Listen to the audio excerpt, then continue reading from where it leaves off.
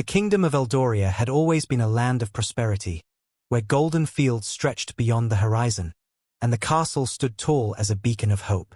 But within its grand walls, a dark secret lay hidden.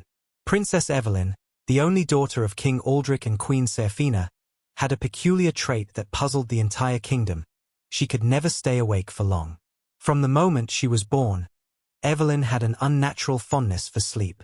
As a baby, she slept far more than other children, sometimes for days at a time. As she grew older, the affliction only worsened. No matter how much the royal healers tried, no potion or remedy could keep her awake. At times, she would be in the middle of a conversation, only to slump over into a deep slumber as if an invisible force had taken control of her. The king and queen were desperate. They scoured the lands for the finest healers, magicians, and scholars to find an explanation. Some whispered that she was merely spoiled, a princess too indulged in luxury. Others believed she was cursed, and as the years passed, the latter seemed more likely. By the time Evelyne turned 18, her condition had reached an alarming state. She would wake for only a few hours a day, her mind clouded and sluggish. She often dreamt of a voice calling to her, whispering her name from the shadows of her mind. A haunting lullaby played in the background of her dreams, its melody both beautiful and chilling. One fateful night, as storm clouds loomed over the castle, the queen sat by Evelyne's bedside, watching her sleep. Her daughter's breaths were soft and steady, but something about that night felt different. The air in the chamber was thick, suffocating, and then, without warning, Evelyne's lips parted, and she spoke. "The time is near. She calls for me." The queen gasped and grabbed Evelyne's hand. "Who calls for you, my child? What do you see?" But Evelyne did not respond. Her body remained still, yet her face twitched as though she was trapped in a nightmare. The next morning, the kingdom woke to a chilling realization. Evelyne had not stirred. No matter how many times they called her name, shook her shoulders, or placed cool cloths on her forehead, she would not wake. The healers examined her, but her pulse was steady, her body unharmed. It was as though she had simply chosen never to rise again. The news spread like wildfire, and fear gripped the people of Eldoria. Whispers of an ancient curse resurfaced, stories long buried beneath the weight of time. Deep within the castle archives, an old record was uncovered. A tale spoke of an ancestor, Queen Isolde, who had once made a pact with a mysterious entity, a Shadow Maiden who lived between the realm of dreams and reality. It was said that Isolde, desperate for eternal beauty and wisdom, had promised her firstborn daughter to the maiden in exchange. But when the time came, Isolde broke the pact, hiding her daughter within the sacred halls of the castle. The Shadow Maiden had waited, and now, centuries later, she had come to collect her due. Desperate, the king and queen summoned the kingdom's most powerful sorcerer, a reclusive man known as Malagar. He arrived clad in a cloak of midnight blue, his eyes filled with the wisdom of centuries. He studied the princess, placing a hand on her forehead. His face darkened. "She walks the path between worlds," Malagar murmured. "If she is not retrieved soon, she will be lost to us forever." The queen clutched her husband's arm. "Then save her, Malagar. We will give you anything." But Malagar did not answer immediately. He lifted a silver amulet from beneath his robe, its crystal glowing faintly. He turned to them with a grave expression. "The only way to bring her back is to enter her dream, and face whatever waits within." The king's heart pounded. Enter a dream? Such magic was beyond anything he had known. But before he could ask how, a sudden gust of wind blew through the chamber, snuffing out the candles. A deep, haunting voice filled the air, echoing from the princess's lips. "She is mine now, and soon, you will be too." A chill spread through the room. The princess's body convulsed slightly, then grew still once more. Time was running out. Malagar wasted no time. He drew a circle of white chalk around the princess's bed, placing enchanted candles at each corner. Their flames flickered with unnatural colors, blue, green, and violet. The air in the room thickened with the scent of burning sage, and the walls seemed to tremble in anticipation. "I will enter first," Malagar declared. If I do not return within an hour, destroy the amulet. It is the only thing that can sever her ties to the Shadow Maiden. The queen clasped her hands together, tears brimming in her eyes. But what will happen to Evelyne if we do that? Malagar hesitated. She may never wake again. But if we do nothing, she will be lost to the maiden's world forever. The king nodded grimly. Do what you must. With that, Malagar pressed the glowing amulet against Evelyne's forehead. A bright flash erupted, blinding everyone in the room. When the light faded, Malagar was gone. The chamber fell into a deathly silence. Malagar awoke in a world that defied logic. The sky was a swirl of dark purple and crimson, with no sun or moon to anchor reality. The ground beneath his feet was made of shifting shadows, and in the distance, twisted spires rose like skeletal fingers against the sky. He had entered the nightmare realm. The air hummed with whispers, voices too soft to decipher, yet filled with an undeniable menace. Malagar steeled himself and walked forward, his steps silent against the shifting landscape. He had to find Evelyne before it was too late. As he moved deeper into the realm, the whispers grew louder. Shadows slithered at the edges of his vision, moving unnaturally, their eyeless forms watching him. Then, in the distance, he saw her. Evelyne stood in a clearing, her nightgown billowing in an unseen wind. But she was not alone. A towering figure loomed behind her, its face obscured by a veil of darkness. Long, clawed fingers rested on Evelyne's shoulders, and though her eyes were open, they were void of life. You are too late, the Shadow Maiden whispered, her voice weaving into the very fabric of the realm. She belongs to me now. Malagar gritted his teeth. Not if I can help it. The battle for Evelyne's soul had begun. Malagar's grip tightened around the amulet as he took a cautious step forward. The Shadow Maiden's presence was suffocating, her form shifting like smoke, barely tangible yet undeniably powerful. Evelyne remained motionless in her grasp, her pale face void of any emotion. You trespass in my domain, sorcerer, the maiden's voice echoed. Do you truly believe you can take what is mine? Malagar's eyes burned with determination. She is not yours to claim. Release her, and I will leave in peace. A deep, haunting chuckle resonated through the twisted landscape. Peace? The maiden mused. Foolish mortal. There is no peace here, only the debt long overdue. Malagar knew he had little time before the maiden's power overwhelmed him. He had studied the ancient texts, and though much about the Shadow Realm remained unknown, there was one undeniable truth: bargains were sacred here. If it is a debt you seek, then make a bargain, Malagar said cautiously. There must be something you desire beyond this girl. The shadows around them twisted, and the maiden tilted her head, as if considering his words. A bargain, she repeated, voice curling like a whisper of wind through the void. Very well, sorcerer. I shall offer you a choice. Malagar braced himself. One life for another, she said. A soul must stay within my realm. If not Evelyne's, then yours.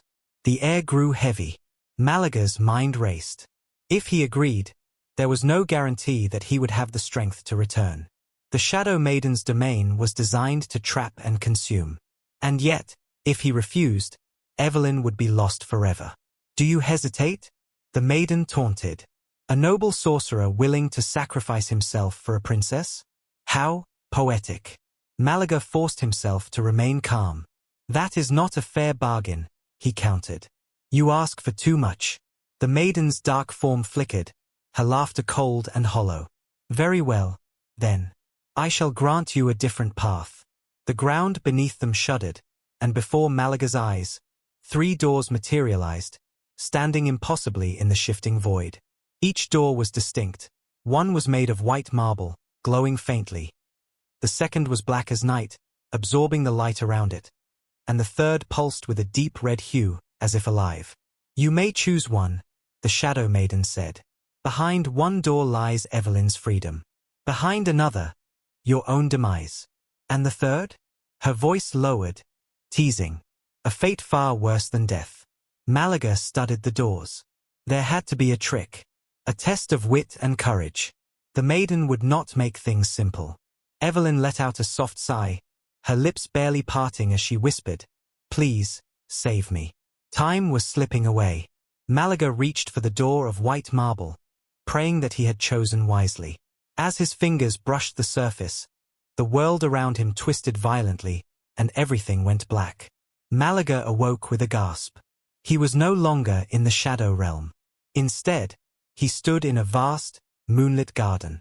Silver flowers bloomed around him, their petals glowing softly. A single stone bench sat beneath an archway entwined with vines. And there, sitting upon it, was Evelyne. She was awake. Her blue eyes were wide with confusion, but as she saw Malagar, tears welled up. "You found me," she whispered. Malagar exhaled in relief and approached her. But something felt wrong. The air was too still, the moon too bright. Then he heard it. A slow, rhythmic sound behind him. A whisper carried on the wind. "Did you really think it would be that easy?" Malagar spun around, heart pounding. The Shadow Maiden was still there, and the nightmare was far from over.